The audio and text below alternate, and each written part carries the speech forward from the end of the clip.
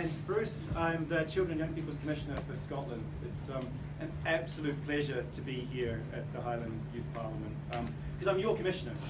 I've got the best job in the world as Children and Young People's Commissioner. It's my job to promote and safeguard all of the rights of all of the young people and children all across Scotland. There's just one of me, and there's over 1 million children and young people in Scotland, so the math doesn't work out too well in my favour.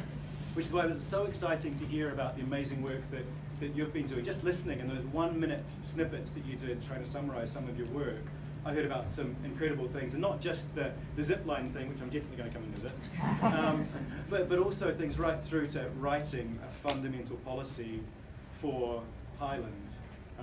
That is incredible. I've had a chance to read it, and the idea of actually putting policy written by young people is actually going to make a difference to the lives of children and young people across Highland and other parts of Scotland, maybe other parts of the world will learn from that.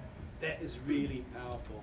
That's what you're doing as human rights defenders. All of the other things that you were talking about, some of the things around period poverty, around public transport, around mental health, these are issues that I'm hearing all around the country from children and young people, and the solutions are coming from you. So I'm so excited to hear those 1-minute snippets, and I'm really looking forward to talking with as many of you as I can while I'm here today and finding out a bit more in those workshops.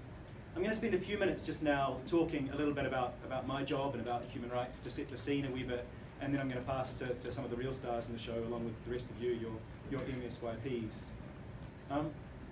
When I talk about human rights, I always tend to kind of go back to the start and try and set what you're all doing and what we all do together in the international framework. Right back 100 years ago, the first half of the 20th century, when we were going through the horrors of war and the Holocaust and all the awful things that happened, and then the world coming together following the end of the Second World War and creating the United Nations.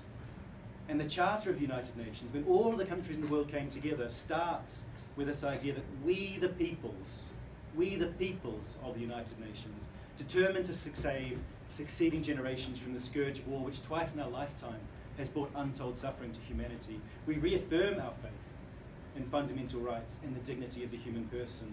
And we agree to bring together all of the machinery of international law to make the world a better place. That's what human rights is about. This collective endeavour is what we're doing together to make sure that everyone's rights are protected. And then 70 years ago, we're celebrating this year the 70th anniversary of the Universal Declaration of Human Rights. The first time we wrote down collectively what the framework of rights should be, starting with this idea that everybody is born free and equal in dignity and human rights, but also recognising that young people, the children, are special, that you've got a special role, and that the care, protection, support that you need is in addition to all of the rest of the rights that you have. And particularly your involvement in society is important. You need to be active decision makers.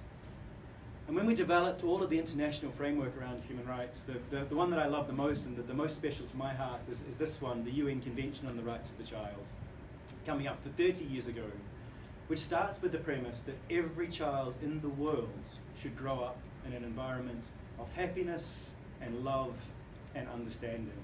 Love, understanding, happiness as international legal concepts. Every country in the world signed up to this, except for one. You can probably guess the one, maybe. I'm not going to talk about them.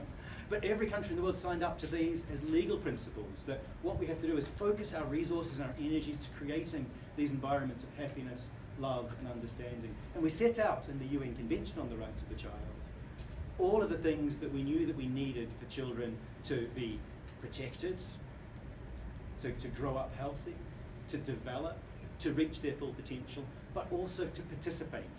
And so much of what I've already heard, and I know that you're doing, is about young people participating in making the world a better place and protecting each other's rights. And I'll come on in a minute to talk about the important work around you as human rights defenders, which is a big theme for me at the moment.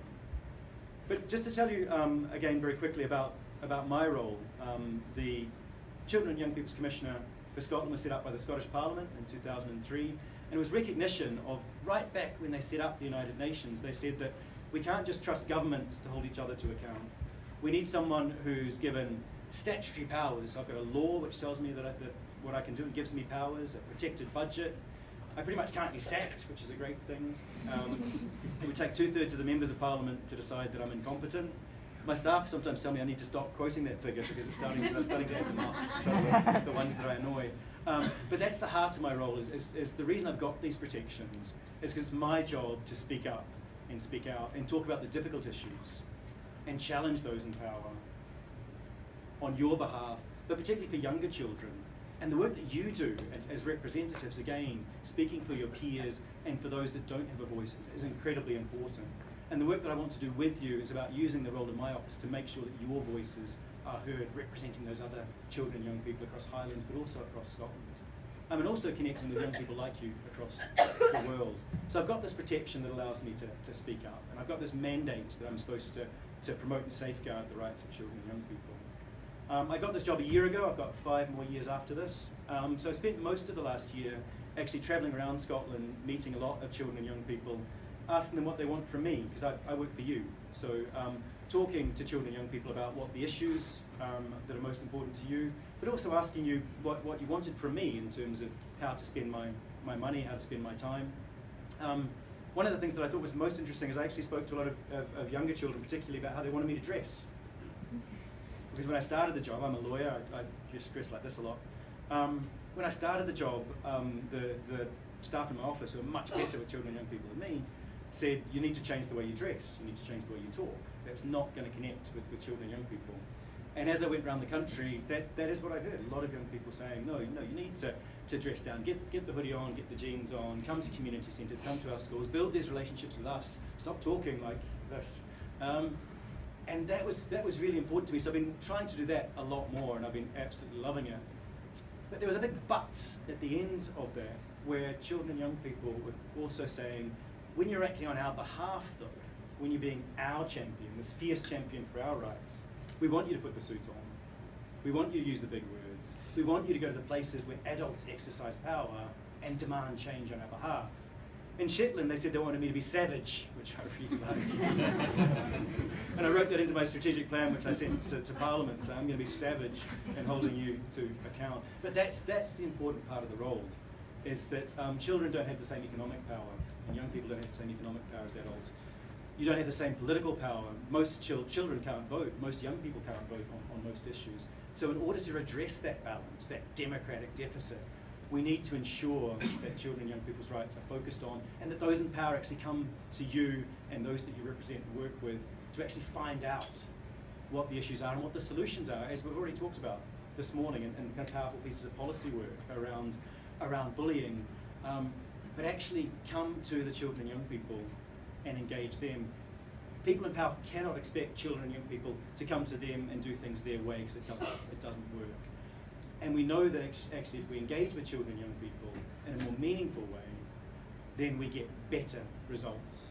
And that saves money. There's economic arguments, there's legal arguments, but it saves money, which is always something the local authorities like to hear, and you get better results. So there's this huge pressure that we need to put on those in power to start sharing that power properly and engaging with children and young people. Some of the themes that I heard around the country are ones that I've already heard you talk about today, and I don't think this will surprise anyone, around things like mental health. It's a huge concern for children and young people of all ages, and we're not getting it right. And this isn't just about providing additional calm services. This is about all sorts of different things, about looking at mental health differently, about talking about it more, about putting in additional support in places where children and young people are. And again, the solutions are going to come from you, they're not going to come from me. And so I've already heard over lunch and in some of the conversations I've had some really exciting ideas about how we can improve mental health. Public transport, again, it won't surprise you at all that particularly in Highland and Island areas and other rural areas in Scotland, public transport's a huge issue. And so it's really exciting that the Youth Parliament, and without stealing their thunder, we'll probably talk about that shortly, that came across really strongly. Poverty. In a country as rich as Scotland, our figures on child poverty are absolutely disgusting. The idea that we have a quarter of children in Scotland living in poverty, the idea that 70% of those children are from families where they've got employment of some description, the fact that it's so much worse in some of our communities, and the disproportionate impact of poverty on children and young people, including rural poverty, which is often hidden, has major impact on the rights to education, the rights to health, particularly impacting on mental health, and we need to put a lot more focus into that. So these are really exciting times where your voices can be really important on some of those issues that you want to engage with, and you are going to be the solution. The solution won't come from people like me, the solution will come from people like you. The last thing I'm going to talk about very briefly is some international work that I'm doing at the moment.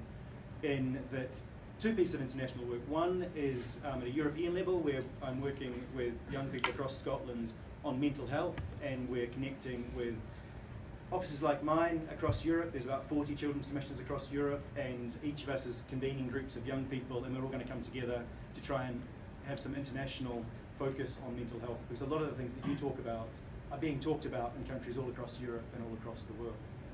But the other thing is you as human rights defenders, and I think that this is really important. It's the 20th anniversary of the United Nations Declaration on Human Rights Defenders. This idea that we have to support people who challenge authority, who speak up on behalf of others, who promote and protect other people's rights. Whether you're working in a community locally or whether you're working internationally, as human rights defenders, you are entitled to get all the tools and support that you need, and you're entitled to protection when you do speak up, because speaking truth to power is a hard thing. And so we're doing work, again, internationally at the UN about how we can support children and young people across the world to do more of this. Part of it's about asking those in power to share power with you, but part of it's also you not waiting for them to share power with you, but demanding that and taking action. And there's been some really exciting things that we've heard about, some campaigning work. It doesn't have to be like kind of great inspirational people like Malala. It doesn't have to be campaigning for girls' education and being shot, or FGM, or anything like that. It can be local issues that you're working on in your communities.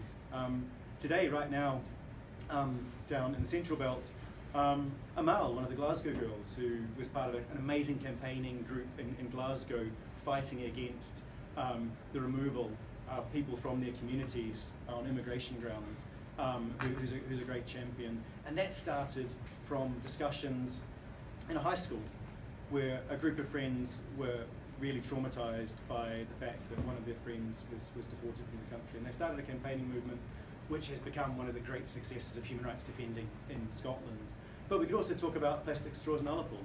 We've got primary school children demanding change to save the environment. That's an amazing example which is being talked about at the UN. Some of the campaigns you've already talked about on things like period poverty, some of the things that the Youth Parliament's done on mosquito device, the things that you do today, the things that you do tomorrow, the things that you do when you go back to your schools and your communities. That human rights defence work is a powerful thing that is going to change the world. And speaking about people that are going to change the world, I'm now going to pass over to some of your amazing MSYPs, Craig, Katie, and Nicole.